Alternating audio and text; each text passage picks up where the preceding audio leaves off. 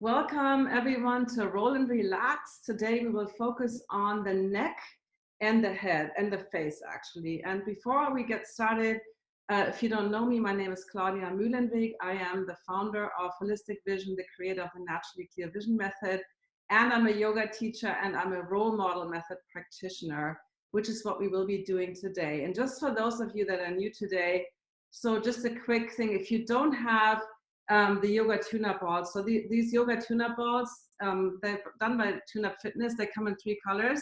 So these are the OGs, like the smallest balls. If you have the other ones too, there's a slightly bigger one called Plus, and then that's one that's even bigger called an Alpha ball. So these are, you can also use the bigger ones, and I will use mostly these. And if you know, some of you might have this. This is something I really recommend to get, is the starter kit that has all the balls in it. And I'm not affiliated with this company, so it's not like I'm making money by recommending them.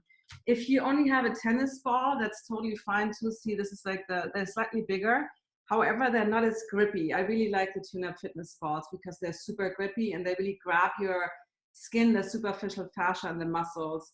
But yeah, again, for those that don't, here's some other balls.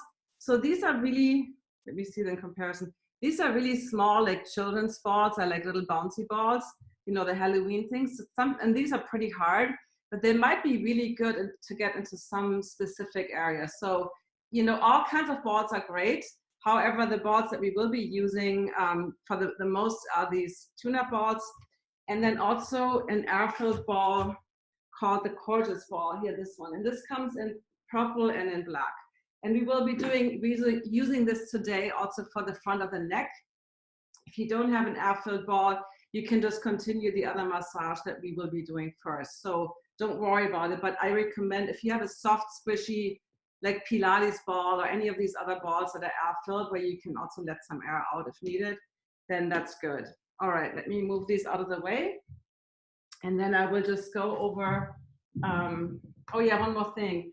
So the balls don't like UV light. They're made out of natural rubber. And if you leave them out in the sunlight, they will eventually, and if you roll on like greasy skin, they will see how this one is old. This is a few years old. It's shiny. And this is like really matte and grippy. So they don't last forever. At some point, they will become soft.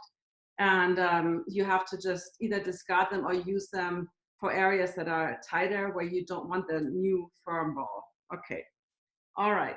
Let's go over the muscles real quick. I've started doing that a few classes ago and everybody loved it. So this is the side of the head, and this huge band that goes across here, the scalp, is called the occipital frontalis. We will be using that working on the front and then a little bit on the back. And then this is the temporalis, the temples. That big muscle here is the masseter, the jaw. And then see this huge one here called the sternocleidomastoid. That's like that thick muscle when you turn your head that you can see here. And here is in more detail here. No, these are the wrong ones. Where are they? Here. So, and this is the sternocleidomastoid here, right here, isolated. And then interwoven behind it are the scalene. So these are like also muscles on the side of the neck. All these muscles are responsible for rotation and flexion of the head. So doing this, so the neck has a lot of really strong muscles. It needs to hold our head, right, which is 10 to 12 pounds in weight. And then here again, the masseter and the temporalis. So these are that's the temples, and then this is the jaw muscle, which is the strongest muscle in the body. And what else did I want to show you? Okay, and then this is also, isn't that a cool muscle? Look at this guy. This is called the platysma. So this actually connects with the pecs right here. So it's this huge band. And then these are 2 other muscles on the side of the neck. This one is called, hold on. Isn't that cool, that little pulley here? This one is called the digastric, and this is called the omohyoid. I always, when my chiropractor works on me, I'm always like, what muscle is that? He's like, oh, that's probably the omohyoid. I always find that fascinating. All right, and then, so these are the muscles in the front, right, in the throat. So right here, we cannot really use those hard firm balls. That's why we're gonna use that Gorgeous ball, that soft air-filled ball. All right, so let's get started. I recommend that you have a yoga block or a thick book to rest your head on. So you don't need a yoga block, but a thick book is good as well. So let's get started with using the small balls, or if you have the plus balls and you're really tender, you can use those as well. And actually leave them in the tote. So the very first one, and I'm going to go this way so you can see. So we place the balls right where the skull and the neck meet. So I'm going to lay down on the block here. I hope you can see this. And you just settle down. I'm going to change the angle in a moment. So just always start by breathing and checking in before you create any movement. So the balls are right where the skull and the neck meet. It's the suboccipitals, that area right there. And then relax. Maybe have your palms facing to the ceiling and just have your feet flat on the floor. Take a few deep breaths. And if you don't feel much, you can add a little motion. So adding motion always adds more. So you can say yes by slowly, nodding your head up and down. And then for me, what is usually more intense is saying no. So you say no, and then you check. For me, the right side, there's kind of a little bit of a trigger point, but it's way better than it was. So saying no, rolling the head to the side, and just notice, maybe one side you feel nothing and the other side is a little bit more tight. So kind of, and you can tilt your head down and up, like really find a spot where you feel something, and you can always stay there and press your head. So you have a lot of control about how much you want to. If it's really tender, then even maybe let your head be light, or even use a hand to kind of lift off a little bit. If you don't feel much, you can actually use the strength of your back muscles, your neck muscles in the back, and your head, and just press on that ball. And don't forget to breathe. Oops, there's a fly. It's like, what's touching me? I don't like that feeling. If it's some kind of insect.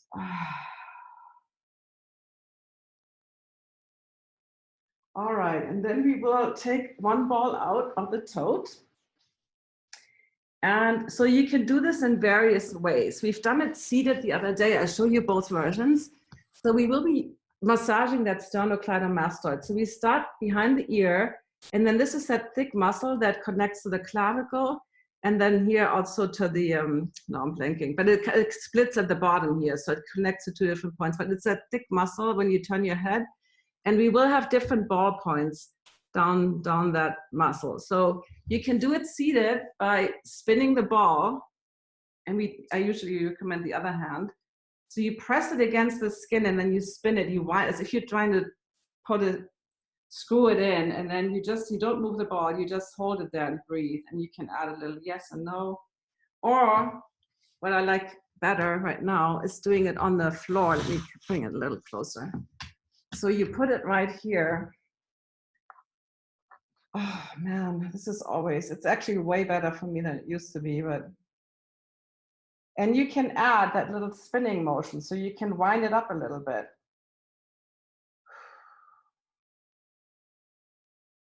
I don't know about you, but I always feel something here. It's actually, it's way better. It used to be so bad. And again, if you want to add more, always start by checking in and just pressing and noticing it before you start moving. And then you can add that little bit of a yes motion or a little bit of a no. So the no cross fibers. In other words, the muscle runs this way. So when you say no, you're crossing it in a 90-degree angle, which that cross fibering is always more intense than going along the grain of the muscle. So just see if there's and I find a spot right here. So you can also, if you find a spot that hurts more, just stay there. And then you can wind it up a little bit more. And now I'm going to move down, so maybe an inch or 2 centimeters, just kind of a little bit further down, and this is where it gets more interesting. I never start moving right away, always just check in. breathe. And with every exhale, imagine that that muscle slowly relaxes. So tense muscles and strong muscles are not the same thing. Often we confuse that a strong muscle is like a strong rubber band. It has, you can stretch it, it has flexibility, but it's also strong. A tense muscle is kind of frozen in that contracted state and doesn't have the full range of motion. And now you can add the yes or the no. Usually the no motion. I actually like to go like almost all the way from the side to like looking up toward the ceiling. So really traversing the whole space. You can sigh it out. That's you unmuted. Nobody will hear unless you have a roommate or a partner or kids or whatever family living with you or a pet. That might be like, what's wrong with you? And again, if you find a good spot, you can just, I also like to reach I'm doing the right side, I'm reaching my right arm forward, so I'm creating even more stretch and really pinning that ball in. And again, you can always add more by spinning it. All right, and then one spot further, like this is now where the neck and the shoulder meet. And I like to kind of wedge it in. So I put it there and then I tilt my head up toward the ceiling. So I really squeeze that ball. Oh my God, that feels so good. No motion needed for me here.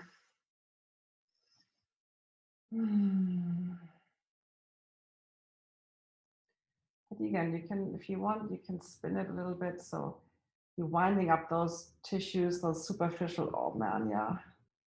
So the sternocleidomastoid is a superficial muscle, so it's pretty close to the skin. And then the fascias connect everything. The fascias are like the pith of an orange, that white stuff in an orange. So it's connecting, you don't see it in anatomy books because otherwise you wouldn't see the muscles, but everything is connected with fascias. And they can also get stiff and tight. All right, and then maybe do a little bit of no, just moving around. And I forgot to do a check-in before. I usually do a check-in and just notice how your neck feels. You know, usually this is a good thing to do before we start. We rotate and see. So for me, this feels like, oh, so much better than the left side. So obviously let's do the other side. So switch around. And again, you can do this seated, like with that pushing and spinning and just holding it. That's another option to do. So you experiment. I like to lay down, but sometimes if you're at your desk, I just do that. I just do that one where you just press and spin and hold it. So you can do that while you're waiting for your Photoshop file to render or whatever you're doing. So you start behind the ear in that area called the mastoid process. Stupid flies. I have so many flies right now. So start there. And again, I like to reach my arm forward and then maybe wind the ball up a little bit and just notice if that side is worse, the same, or better.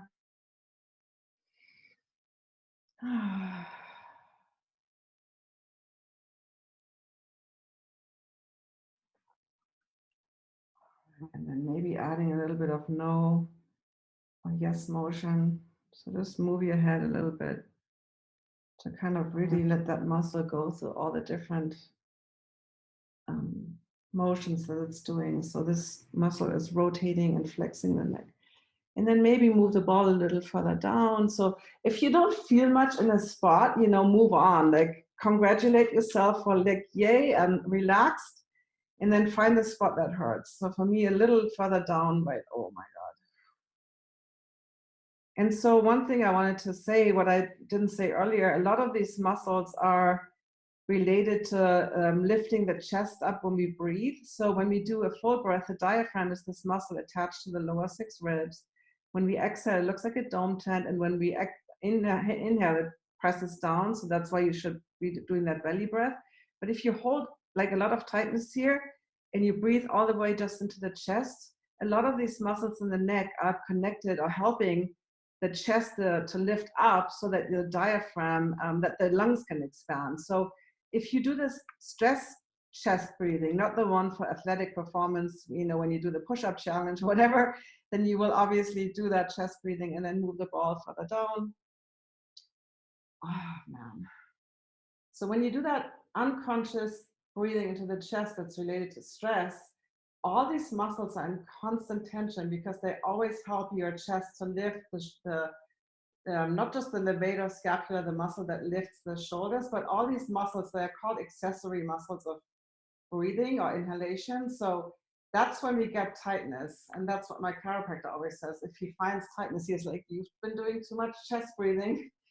So this is an indicator. And my neck is way better than it used to be because I'm doing this all the time. And now I'm doing it with you guys, which is way more fun than doing it by myself. So maybe wind the ball up, maybe add a little motion, but I like to sometimes just pin it into that really juicy spot and just breathe and relax. All right, enough of the neck. How are you guys feeling? I will look at the chat at the end so that we have a nice clean recording if you ever want to watch the recording. So next, let me think, what should we do next? So let's do the jaw and the temples next. And then we will do the occipiter frontalis, which is right. That, remember, that was that band that goes all the way around. It goes all the way around. So it's like what are this? No, I'm blanking on that haircut. The one that you have when you just, the punk one. I can't remember the name. So yeah, let's do it doesn't matter what side. You can stay on the left side if you want. I switched my block, but we will start. So put the ball, I like to do the neck first because I notice with my jaw tension, which is one of my areas where I hold tension a lot, is that masseter, the jaw. So I notice when I do the neck first that my jaw is usually a little bit more relaxed. So you start, so anywhere, so remember the masseter is the strong muscle. So you start anywhere, top, middle, bottom, like it doesn't matter. Just kind of, and maybe actually check in a little bit, put it on a little few different spots and see, I feel something here or on top of here. So find a spot on your masseter, on your jaw muscle that feels tight. And just let the ball slowly relax your jaw. You can't wind it up. The spinning is always adding more. And then you can, so saying yes will move along the grain of the muscle. That's less intense, but that's a great way to start. Just checking in. And if you have brand new firm balls, this will be more intense than if you have older balls. That's why it's nice to have I always recommend getting more than one pair so that you have a range of harder and softer ones. And then if you say no, you're cross-fibering that muscle. So you're going against the grain. And for me, it's almost like a rope. That muscle feels like it's a rope. Wow. Yeah, this is where I hold my unconscious tension more than anywhere else, and in my solar plexus and my upper belly. So check, just notice where you hold your unconscious tension. You might not be aware of it. And now you can add something that does not look pretty, but it's open and close the jaw. So that way you're stretching the muscle and then you're closing it again. So do that slowly while you press into the ball. And if it hurts a lot, you can do the seated and just do the spinning motion. So I want you to have good pain. And I hope you know what that means. Good pain, not the bad pain that's too intense. So if on the scale of 1 to 10, it's more than a 7, then do it seated. Or if you have a softer ball, use a softer ball.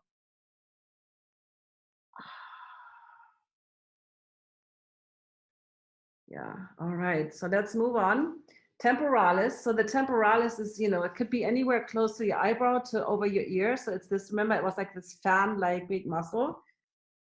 So that's why I like to put the ball there, and then maybe just kind of do a little bit of saying no and find and spot that feels tight. Maybe it's closer to the ear, maybe more toward the eyes.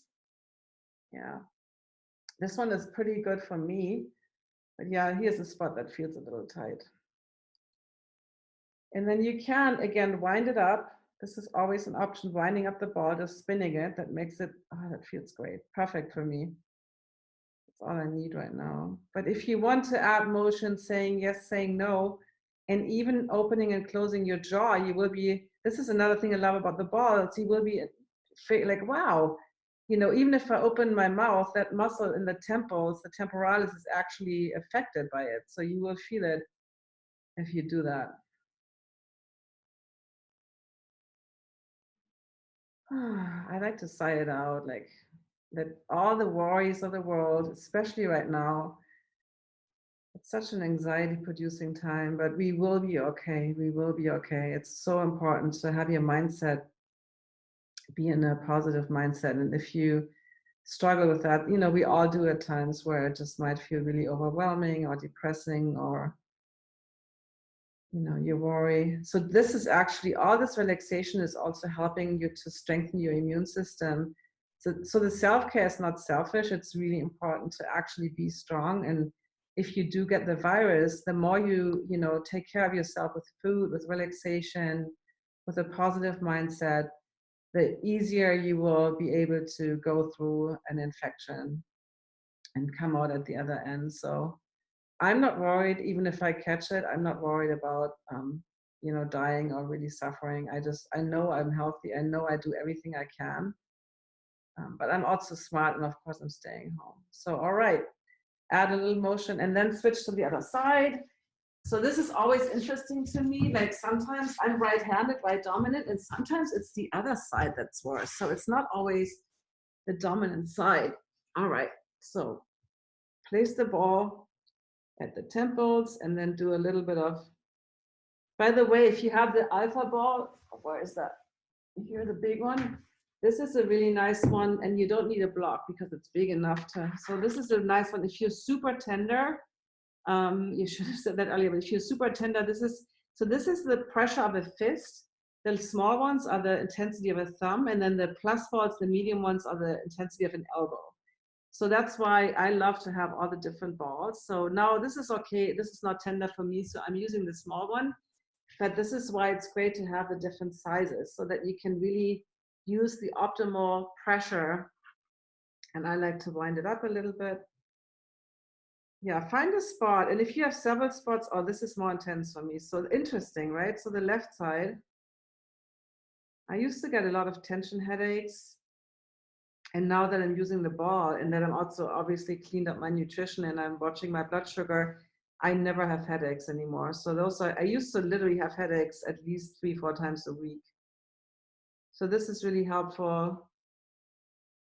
And the one that we did at the neck too, that one is really good. If you have headaches a lot, drink water, start monitoring your blood sugar and do this, and then you will not have headaches anymore.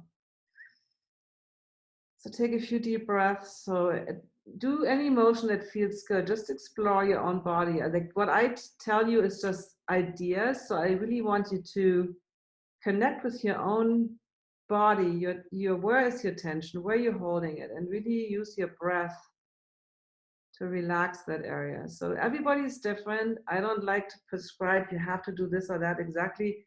Just be curious. Like what's going on? Like why? Like for me, it's like, okay, my left side is more intense. And I don't know why. Maybe that's not important, but just noticing, okay, left side is more strained.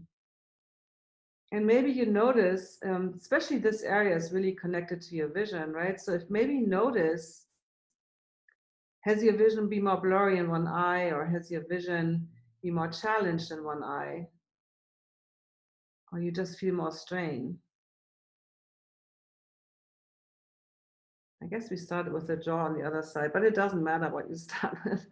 All right, I'm moving on to the jaw. So just, if you put the ball on the masseter, the jaw muscle, and nothing hurts, and the temple was intense, then go back to the temple. But I find something here. So I found something right here on the top, but it could also be lower. So really check. I should look at my cards. I noticed that my anatomy, I need to really practice these flashcards again. So let's see the origin of the muscle. The origin of the muscle is here on top, and then the insertion point is at the bottom. Interesting. Okay. The origin is at the zygomatic arch, and the insertion is at the angle and ramus of the mandible, which is that jawbone. So action, clench your jaw. So this is, I love these flashcards. They are called, what is it called? The trail guide. I think I have to look it up. It's a book too, but I love it. Teaches you with every muscle, like what action to take to feel that muscle. So for this is clench your jaw. Ooh, yeah, this is tight for me. So adding a little no motion, or just finding the trigger point and then just, oh wow. Yeah, make sure it's not more than a 7. This fly is driving me nuts. And then do the opening and closing.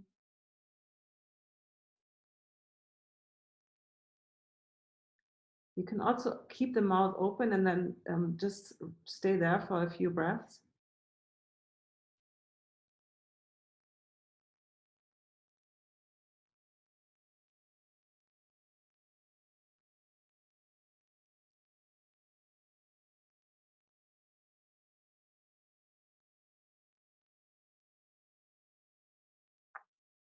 Wow, I could do this for longer. So yeah, I don't know if you had the same amount of tension there, but this is always amazing to me how tight the jaw can get, and it is the strongest muscle. So, oh yeah, let's do a little bit on the face. So the occipiter frontalis, I'm just going to lay down like this. So it's this muscle band that runs all the way across. So you can also use your fingers, like, like acupressure points. So pressing here feels good. But what I like to do, what I find even better, is using the ball, like you just basically right on that eyebrow area, right? You can be right above it, or like you don't want to be on the eyelid. So be on the eyebrow, and then you take the ball and you spin it. So you grab that skin and you hold it and just breathe and then move on. So, wow. I find that it's more effective than just pressing and doing this, but you can explore, you can try both, and then kind of move along the eyebrow. Wow. There's a lot of tension for me. So the occipiter frontalis is the muscle that when we lift our eyebrows, we wrinkle up our forehead, that's the muscle that's engaging. Wow, I have a lot of tension here. So you press and then you wind it up and then you hold it. So you're not moving it around. This is not rolling. You're just spinning it and holding it. So you're going along the ridge of the eyebrow. And then you back at the temples, and then you can give another little spin to the temporalis. And then I go back, winding it the other way. And then you slowly go back.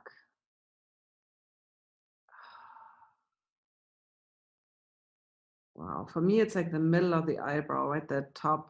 And so in terms of the eye muscles, when you think of the 6 extraocular muscles around your eye, we have one that look almost like a cross. There's one on top, one on bottom, one on the inside, one on the outside. Those are the recti, the straight shot from front to back. And then we have the obliques, superior oblique and inferior oblique. So one is on top, and that's the area that's here. So if you have a lot of tension here or here, that's the obliques. And that's usually when you're nearsighted, those tend to be more tight. When you're farsighted or presbyopic, it's more the 4 recti muscles that are tight. So you're not directly touching them while you do this, but because it's close to that area, it's like you notice with the temples and the jaw how the muscles are, how you feel that action. So massaging the eyebrow, the occipiter frontalis really feels, all right, so how does that feel? Isn't that, for me, this whole side feels like I've opened up my whole visual field. It feels like like this feels compressed right now.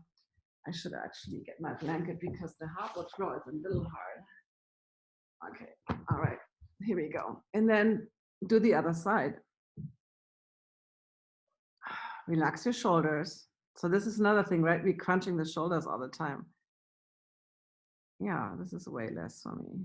Actually, here in the middle, I feel something. Breathe. Yeah, for me, it's that center where it's the most. So when you find a spot that hurts, again, the good pain, you can always stay there and you don't have to move on, just stay there and then go back, go along yeah, for me, it's right that center spot. And my chiropractor works on this bone too. He works a lot on this, you know, that bony part of the eye socket basically. And he's 64 years old. He doesn't wear glasses. And sometimes he told me he makes adjustments on his own bones, or has another friend, chiropractor friend, do it. And that has helped him too. He said it's, you know, sometimes he noticed his vision was getting blurrier. So adjusting that bone, and that's, I feel like with these balls, and then go back and spin the other way. Yeah. And stay at the area that feels the worst. So yeah, I had like really compression on that left one. And I had noticed that my vision in the left eye, which is always, my left eye has always been the better eye. You know, both of my eyes together have like anywhere between 2010 and 2015 vision. But I do notice too that sometimes like my left eye was feeling like, felt blurry, or the vision was more blurry. And then he adjusted that bone. Right, isn't that nice? So let's see what time is. Oh, we're kind of out of time, but if you have time for just one more little thing. So there's an area, let me see. So when you go to the back of your head, there's a little indentation, not at the, like, do you feel these little indentations here, these soft spots, right? That's kind of near your visual cortex. And if you touch those, you can actually, and you move your eyes around, you can actually feel it. So put your index fingers, I don't know if you, it's like these little soft indentations in the back of your head.